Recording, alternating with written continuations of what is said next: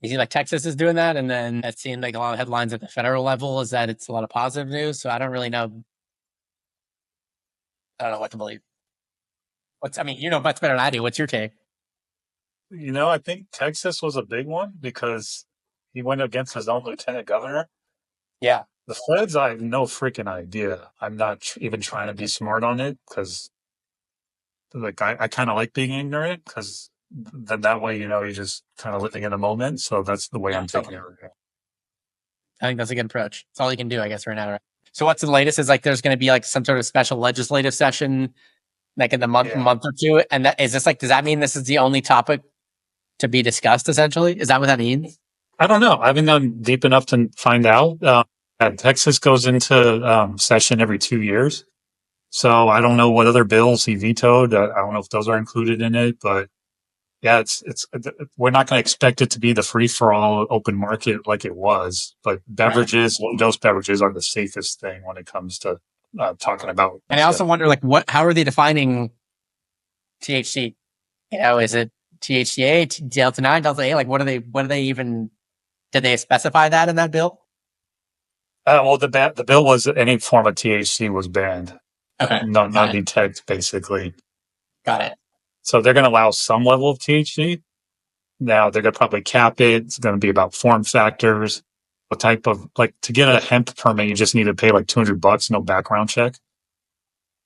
And they raided some of these like smoke shops because they were selling stuff above 0.3%. But yeah, I think synthetic cannabinoids are gone. And this is just my thinking here. I think synthetic cannabinoids are gone. I think THCA flowers are gone. I think inhalable of all form are gone.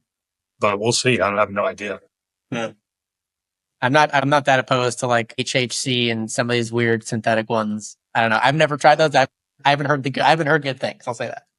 They only exist because, to get around these loopholes because it's cheaper to make than deriving it from other liquor, which is how we make our drinks. So I'm fine. Yeah, totally.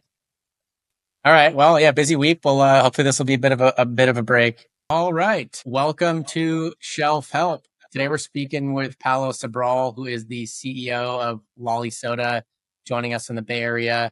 For those of you that don't know, Lolli is a classic soda remixed with cannabis that focuses on legacy flavors like your cherry colas, grape sodas, orange sodas.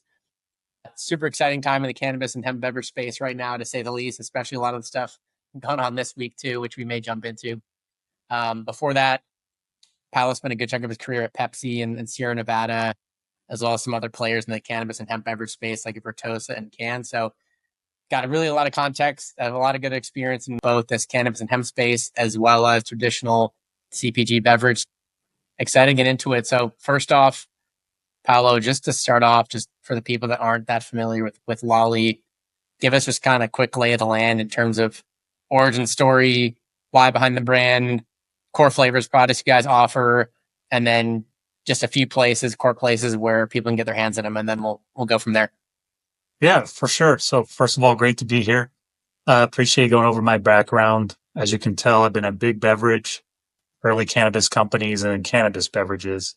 But for the last 6 years, I've been narrowly focused on this category. So I've had a pretty good view of the landscape, I'd say. And I think what we were missing was a soda in the market that looked like a soda first and foremost. So we're definitely not the first cannabis soda. Many started in dispensaries. We got Keith Cola. They were a client of mine when I was at Vertosa, Cantrip, CQ, Fleet Justice, Green Monkey, which both started in the Canadian market. And I still think a lot of them, because they started in dispensaries, might look like cannabis products first. So I always differentiate. There's cannabis products and then there's products that have cannabis in it. And to me, beverage has more mainstream potential if it's cannabis is treated as an ingredient rather than the star. So we wanted something that looked and tasted like a premium craft soda first. And then it also just happened to get you high. So obviously there's a lot of, uh, traction with Poppy, Olipop, these brands. They're definitely premium craft sodas. They're promoting some type of functionality, in their case, gut health. So we are, again, a premium craft soda that people love. They love the flavor of it. They love the mouthfeel of it.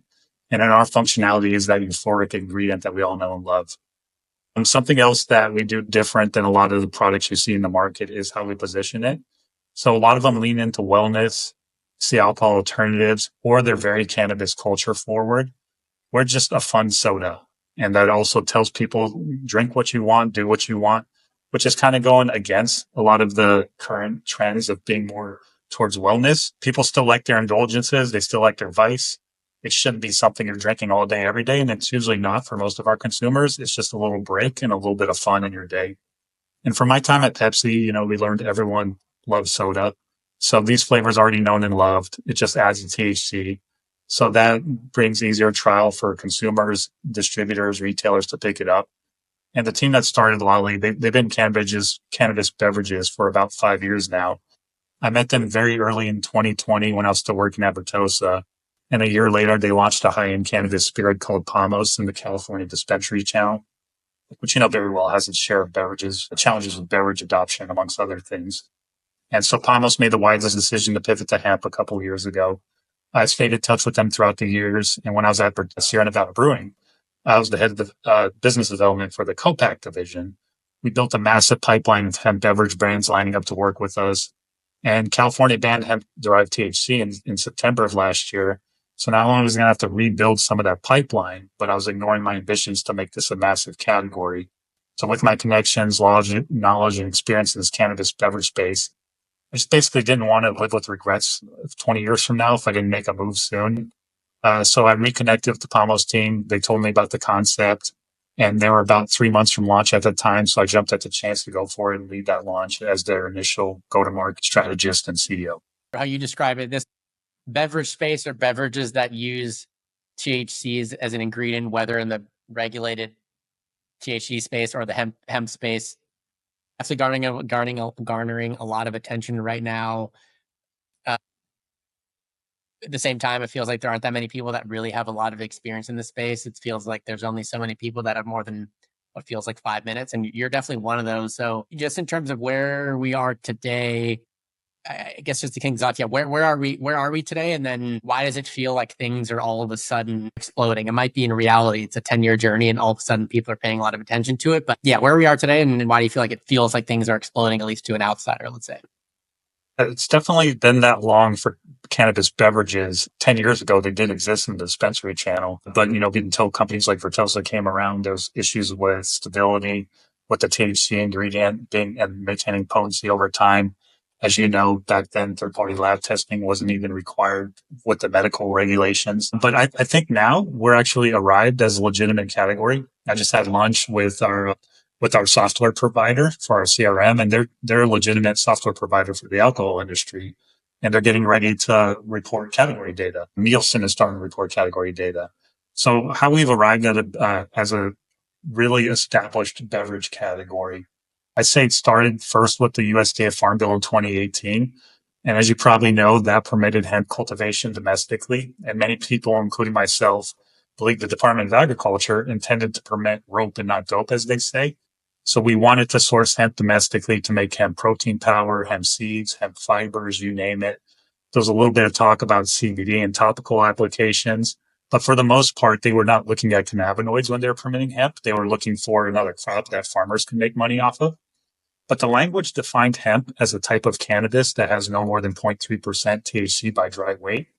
And the interesting thing is the Farm Bill regulates crops, not finished goods like a beverage. So about a year later, I joined Vertosa, and back then we thought CBD would be the cash cow, and it was for a minute. But around maybe 2020, we started selling Farm Bill compliant hemp that contained Delta 8 THC. And then some people started pushing the envelope and including Delta 9 THC, again, using that legal definition as a finished good that has less than 0.3% THC by dry weight. So technically it's Farm Bill compliant, but the Farm Bill doesn't regulate that finished goods. But anyways, the train kind of left the station at that point. And I think the second moment that was really crucial for our category was Minnesota defining hemp at a state level in 2022. And what they did was they looked at the Farm Bill definition, but they had their own definition that permitted up to 10 milligrams of THC in a finished good. So that was clear. And what was interesting with that is the first early big adopters were beverage distributors and liquor stores. And that was allowed to be sold alongside other adult beverages, both at retail and on the same distribution truck. And that created a safe harbor for major distributors in Minnesota to feel comfortable to start carrying the drinks. And I joined Can around that time. Within 60 days, we had a product launch in Minnesota, a hemp-derived version of Can. Looked and tasted and got you high, just like the cannabis version. but we were struggling to get headway at the same time in a lot of adult use cannabis states, marijuana states. We were in about 8 at the time, and a couple of months later, we're in Minnesota in the same trucks as Pepsi and Heineken. So it just kind of happened at once. And less than a year later, Total Wine and More brought into Minnesota. Then they started expanding to other market. And at that point, the spark became a flame, and that's got us to where we are today. That's really helpful. Talking about the state of today, what is the next? Things are moving so fast. So let's just say, what does the next 5 years in this market look like, both in terms of market standpoint, also policy standpoint? I think this is probably a timely question, which might be a good time for you to maybe touch on to a certain extent what's been going on in Texas over the past week or two, and then also what it seems like what conversations are happening at the federal level and in Congress as well. Yeah, so we just survived a scare in Texas. As you know, we had a ban bill that got to the governor's desk, and he vetoed it at the 11th hour. And the silver lining I was looking for there, because you always have to look at it when we're in our category, was this is going to scare off some people that are just trying to get rich quick. We had a lot of people do that with when Minnesota and Total Wine did their thing. And the category got flooded with a bunch of people who didn't understand the regulations, the challenges, and they weren't in it for the long haul. So we had a lot of rapid expansion as distributors started bringing on the category, didn't know who to vet in terms of suppliers who had staying power or not. So a lot of them took on a lot of suppliers at once, and now they're looking to put more stringent, um, put a more stringent magnifying glass on who they bring in, whether they're scrutinizing the brand appeal, the liquid quality, is the liquid even having the potency as advertised on the can? Where does this company stand from with a long-term regulatory perspective? Do these companies have financial staying power? So, anyways, I think we had a lot of uninspired brands saying the same alcohol alternative messaging that the category leaders like Can started off with. And it's really simple to make a seltzer base and just add some powdered flavors on there and then add the THC emulsion to it and then put something out there that's acceptable. That doesn't mean it's going to change the world or even get long-term consumer adoption, but somebody who walks into the store and is just looking for something that's going to get them high at a certain price point is just going to buy whatever's on the shelf. So now I think you're actually going to see it look like a real CPG category where, again, you're going to have something special and differentiating the message, a reason for consumers to believe in your brand, a targeted consumer base, and something differentiated in your liquid as well. And you're going to start to see subsegments in the category. So it's not going to be just THC beverages. You're going to have, just like with caffeine, right? You have coffee, energy drinks, and so on and so forth. You're going to see a lot of subsegments. So cannabis tea, cannabis coffee, cannabis sodas, cannabis seltzers, cannabis spirits. And they're just going to get more granular when we see the set. And it's going to start to bleed into maybe other sets in the retail stores shelves as well. Yeah, you touched on this a little bit, thinking about that Pepsi experience. You talk about, going to look a bit more like traditional beverage, but in terms of where the market is today, where do you feel like are just the biggest differences between, just say traditional big beverage like the Pepsis of the world versus where this cannabis and hemp beverage space is right now, and where do you feel like some of the similarities are at the same time? Yeah, I'll start with the differences. So you're talking about Pepsi, that's just the largest food and beverage company in North America. And where it's wildly different is at its core. I think Pepsi is a distribution company first and foremost when it comes to beverage. They have carried third party brands that they end up acquiring like Muscle Milk, Naked Juice, Kavita, Rockstar. Not sure if they ended up acquiring Celsius. I think they did, but that's another example. So they have a big portfolio and includes Frito-Lay, Quaker. But speaking on beverages, they leverage that massive portfolio of billion-dollar brands to lock in shelf space at retail. So when I was there, I can ask for exclusivity from a college or a hospital saying I'm the only non-alcoholic drink allowed in your building, with exceptions of categories we didn't play in, like dairy, so they can have milk. And we could do that because we have high performing brands in every type of liquid you can imagine, whether it's tea, isotonics, water, carbonated soft drinks, energy drinks, protein drinks, juices, you name it. So Pepsi gets that exclusivity or that dominant shelf space or cooler space, and they can throw $1 million of innovation that can flow. So obviously being a scrappy startup beverage brand, you don't have those type of resources. You don't have that type of clout with the retailer, and you are building a category, and you're also dealing with these regulatory challenges. So a lot of times you're having to educate the retailer on regulations as well. Less and less more, less and less than in the past. Now you can actually just talk like you're a beverage brand, but it still exists today, and it still is a burden we all carry. So we aren't getting some national distributors involved in cannabis beverages now. But until they have ownership in brands, I don't think they're going to throw the bank at any of them. So we're all scrapping to win on service and shelf velocity. All the big players, big companies, without naming names, are doing their research and kicking the tires, but they won't enter until it's federally permissible for the most part. So basically, the main difference is the vast resources, network, established brands, established categories that allow you to incubate innovation versus everybody just scrapping by trying to make some magic happen. Where it's all the same, that's a shorter answer. You still win by executing a market, creating something that pleases a specific customer base. The pitch still feels about the same at the retail level. So you're still selling beverages to a retailer, and the retailer is just trying to maximize their profit per square feet. They don't necessarily care about your brand or liquid. I know that because when I was at Pepsi, I didn't even pretend to be passionate about drinking the drinks I sold. It was just conversations about trade math more than anything else. They just want to know if people are walking in the door or going to buy it and at what rate they're going to buy it at and what is their profit per unit. Right. Totally. Where on that topic, where do you feel like your Pepsi experience has really proven to be the most valuable coming into this space? Yeah, for sure. It's just knowing how to talk to these retailers, knowing what increases shelf velocity, knowing what motivates the retailer, and then being in the distributor's shoes. I know what their challenges are, what they're looking to do, basically maximizing the space on their truck, stops per day. So again, it's just the unit economics, the trade math. Those are all the skills that carry over and help me tremendously in going into cannabis beverages. Yeah. Yeah, that's super helpful. That makes a lot of sense. I think historically, like in the regulated THC market and dispensary channel, it's been pretty challenging for beverages. I think for a variety of reasons, whether it's there's not that much space in a dispensary to have a fridge, the distributors are not really set up just because of the weight of beverages. I think a lot of distributors don't want to go over that weight limit where they have to have that commercial permit, and there's a bunch of various reasons, and so it just hasn't really been effectively supported this space. From that dispensary channel, have things started getting easier as they're seeing there's more and more interest from consumers? We are seeing more traction at dispensary retail, believe it or not. We did have a lot of artificial hype, I want to say, because a lot of companies were well capitalized without a plan to profitability in cannabis retail. And the biggest challenge is manufacturing, in my opinion. So you touched on the dispensary channel challenges, but now dispensaries are starting to realize what's not differentiating them is having the biggest selection of 22 different vape cards. So they are allocating more floor space to beverages, believe it or not. But when it comes to manufacturing, where it all starts, as you know, you need to get a cannabis license to manufacture beverages.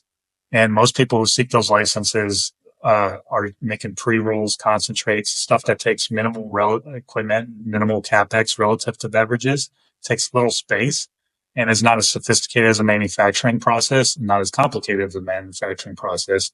And you also make more margin on a per unit basis. So if you're in most markets, you're a licensed cannabis producer, you can't make anything that is not cannabis. So if you think about a beverage manufacturer standpoint, if you have an efficient line, you want to get that line as busy as possible. And you can't do that if you're only selling products that are only permitted to go into one channel where people aren't buying drinks at a large scale. So it's a wildly inefficient business from a manufacturing standpoint, and the brands have to foot that bill for the inefficiency. So as a result, your co-packing fees are going to be 6x what you'll get in hemp. So most brands I know in the regulated channel now are going to a pure licensing model where they partners with those manufacturers and distributors, and then they just get a royalty on sales. And if you are a manufacturer, a lot of times they have their own house brands, and the same thing with the distributor. So if you walk into a dispensary today and look at a fridge, it's probably just 2 or 3 manufacturers and or distributors that are stocking most of those drinks today. So it's just more efficient. There's a lot of consolidation for manufacturing and distribution and also brands. Yeah. I saw you wrote about C-stores not too long ago and how you feel like they might be a bit of an untapped gold mine for cannabis and hemp beverages. Why do you feel like this channel hasn't been much of a focus yet? Are brands and or C-stores waiting on some sort of catalyst, or is this channel just simply not really been much of a focus yet? I mean, I think it's primed for the category, but this combination of a couple of things that make it challenging today. Cost, regulations, chain reluctance tend to be involved. So about 60% of C-stores are independents. So you do have a lot of door-to-door selling you need to do. Where with Specs liquor stores in Texas or Total Wine and more, we're in both those chains, hundreds of stores with one point of contact. So it's a lot more efficient for a brand. Yeah. And when it comes to regulations, unfortunately, a lot of states are now permitting sales in only 21 plus stores. It's better than an outright ban, but C stores are instantly disqualified as a result. It just happened in Tennessee. I think Alabama, trying to remember, Alabama just changed the regulations. And when it comes to cost, space is a premium at a C store. So it's very competitive for non-alcoholic beverages.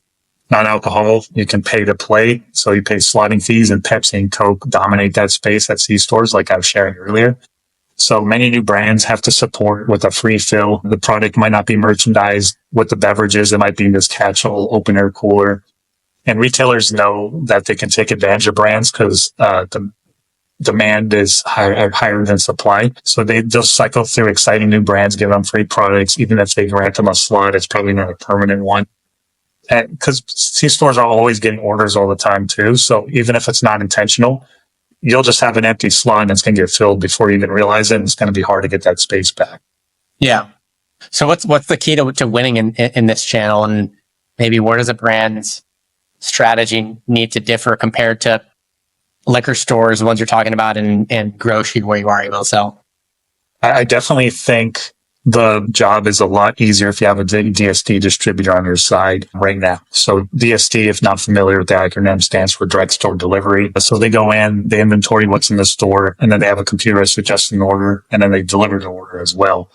And it's usually the big dominant players, like I mentioned, Pepsi, that they also fight for that shelf space. So they're doing the fighting for you. They're paying for the slot. So then the conversation you have with your DSD distributor is what's in it for them, what margins you're going to get, velocity you're going to get.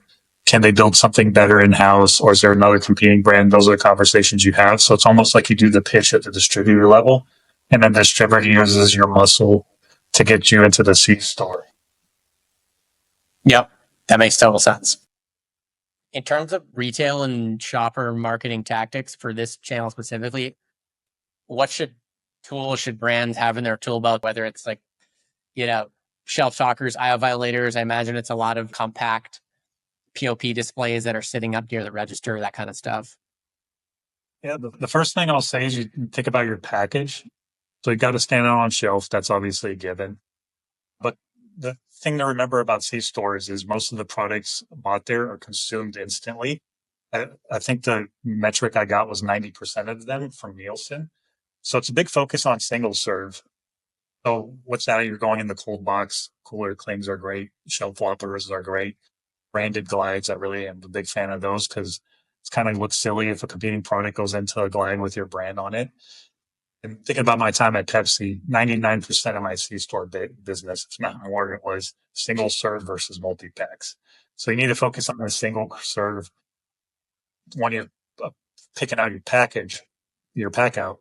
You need cases that have less unit quantities, not only because the back room is tighter for back stock, but it also keeps the case costs low because a lot of them don't have a lot of cash flow to play with regular to big box retailer. How about on the on-premise channel? I know that's probably more limited. I know Minnesota, where I'm at, you can buy that on menus at restaurants and whatnot. I know that's not like every state, but for the states where on-premise is worth playing in, what's working well on this channel?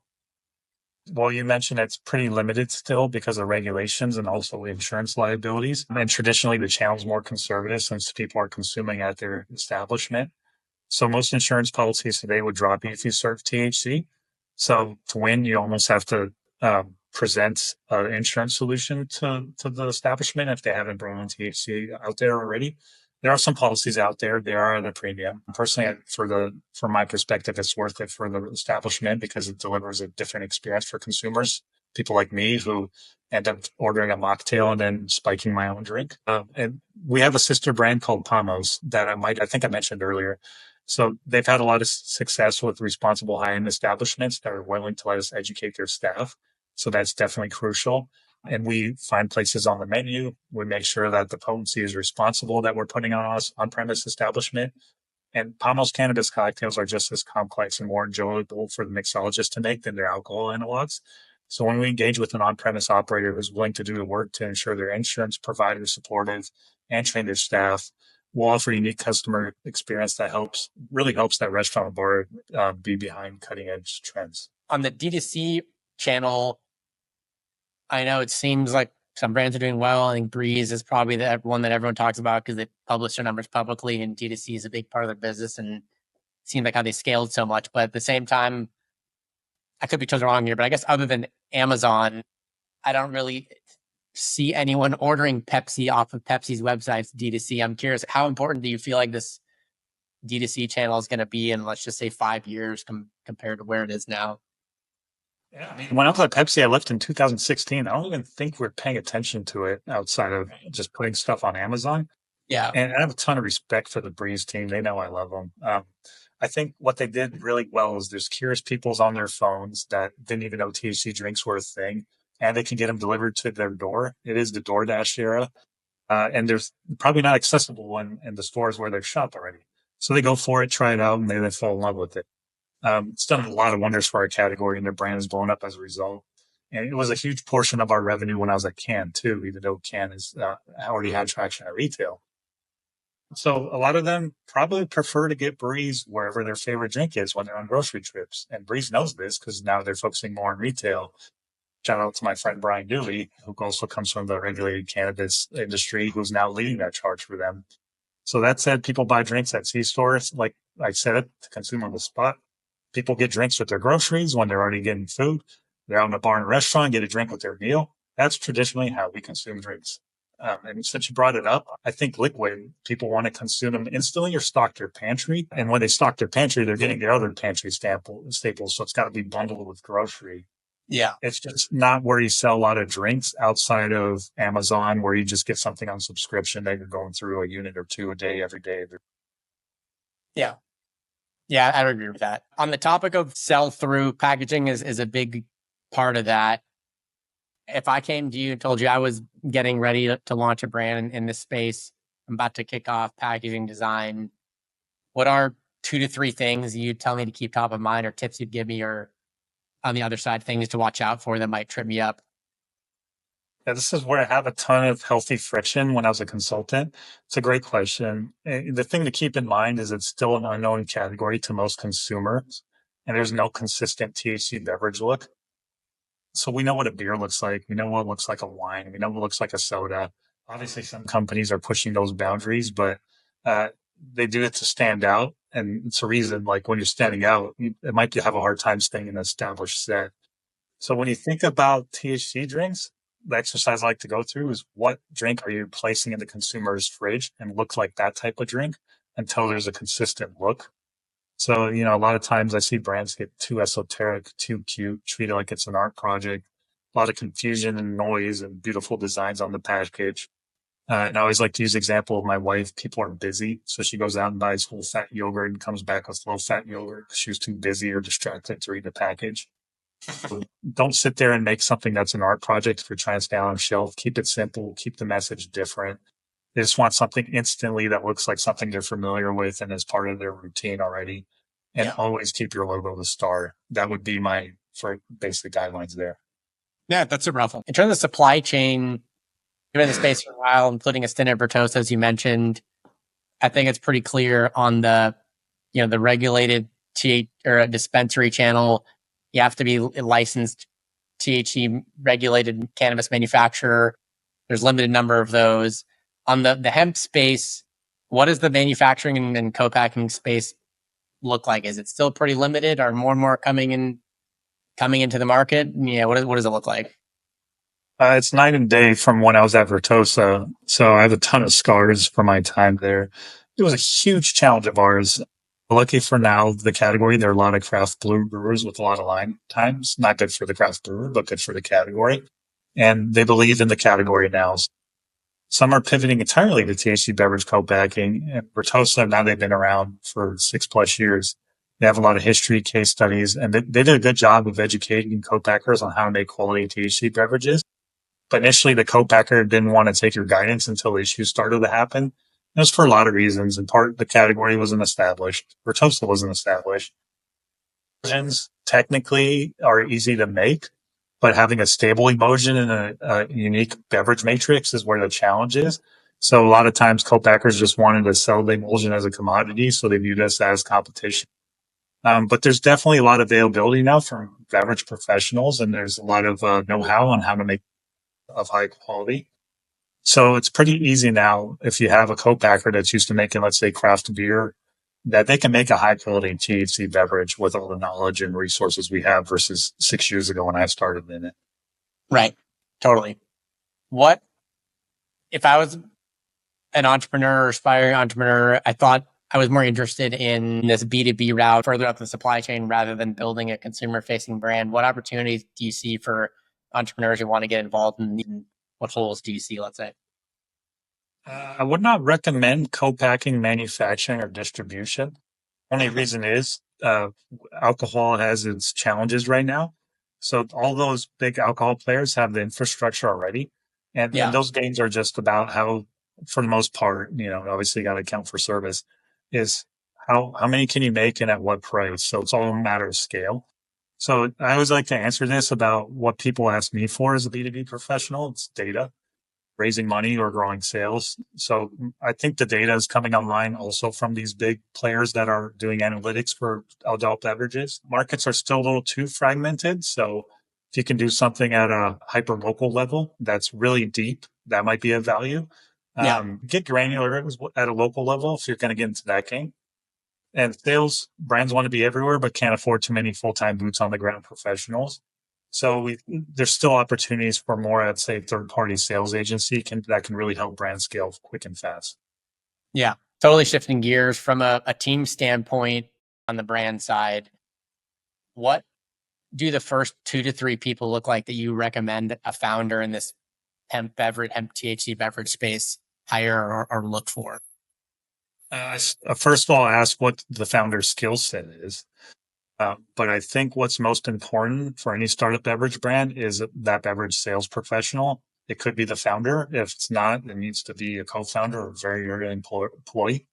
And I think that's very important today, especially something else to consider now is I think a lot of brands are built online with organic content. 90s and up to the early 2000s, it was still a lot of traditional media where these big beverage companies can buy all the media time and media space and newspapers, which remember when those were things.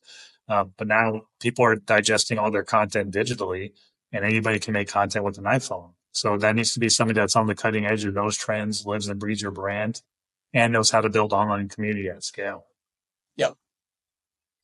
And for someone that they're not in a place, or maybe they just don't want to build a company themselves, they've had some experience in the traditional beverage space. Let's say they want to get their foot in the door. Like, what roles you say are most in demand right now, and how should they position themselves? And yeah, what are the leading companies looking for in terms of experience, skill set, that kind of stuff?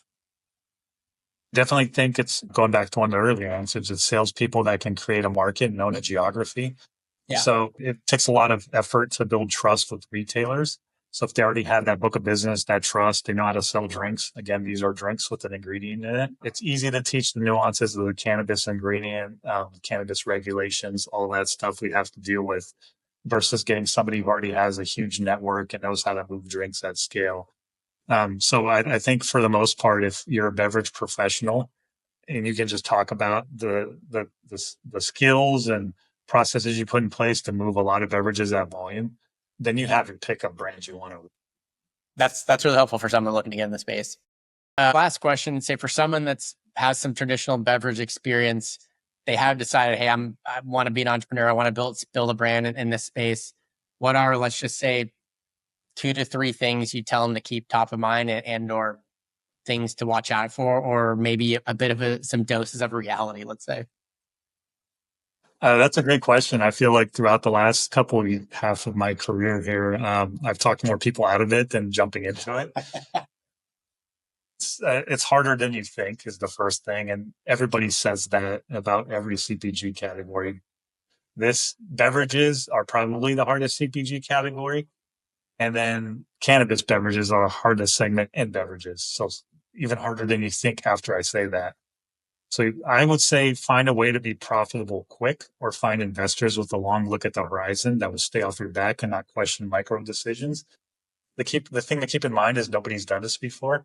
So even though they're brilliant in other arenas, they've had success elsewhere. They're not going to know what you know until they get in the weeds themselves. And they're not going to because they have money and probably better things to do with their time. Right. So Totally. they got to climb that mountain with you, take it one step at a time, not question all those decisions, like I said. And the other thing is we all have a burden on education and regulations, but it's important to know you're running a business too at the same time. So I always use the example of Uber and Airbnb because they did this really well. They were skirting taxi cab and hotel regulations, but they delivered a better consumer experience than the traditional taxis and hotels. And when they got a certain scale, they started paying for lobbying. But initially, they won the hearts of consumers, and then the consumers started to become their advocates. Yeah. So for a lot of people entering the space, focus on your team, focus on your customers and consumers, and then whatever spare time and money you have, you throw towards regulation fights. But I would say that would be my advice is to not get too deep into the weeds on that because once we get the will of the consumer on our side, then there's going to be no stopping this category. Definitely seems like, especially if you got traditional beverage experience, don't come in thinking you know everything and coming in with a fair amount of a pretty humble approach, knowing the space is very different in a lot of ways. Yeah, I still don't know the golden playbook to be clear. I just know a lot of Yeah, what not to do. for sure. Yeah, that's great. That's almost more helpful. I just moved out to Minneapolis a month ago. I think this is definitely one of the markets that's more places you can pick these type of beverages up. Where are some places that I can get Lolli out here, both on the retail side, and then if it isn't any restaurants, I can go and see it on the menu and order it. What places are come top of mind? In Minneapolis, you got to go to top 10 liquors. Okay, So that's what I figured. I know that's not kind of the default one yet. yeah, yeah. So that's our partner up there. They're great. We still need to build out our Minneapolis sales support. So we are. If you're interested in a sales role up there, then hit me up for sure. Paulo, it's been great. Super knowledgeable in the space. What's the best place for people to follow along with you that are really interested in the space, and what's the best place to follow along with Lolli as well? Ollie, please follow us on all socials, the usual suspects there. For myself personally, I'm pretty active on LinkedIn, try to help people save time and money whenever I can, destigmatize the plant, which is that burden we all carry. So I'm pretty accessible there. Just send me a DM, say hi. If you try Lolli, give me your honest feedback. I'd love to hear it. Perfect. Awesome, Paulo. It's been great. Really appreciate the time.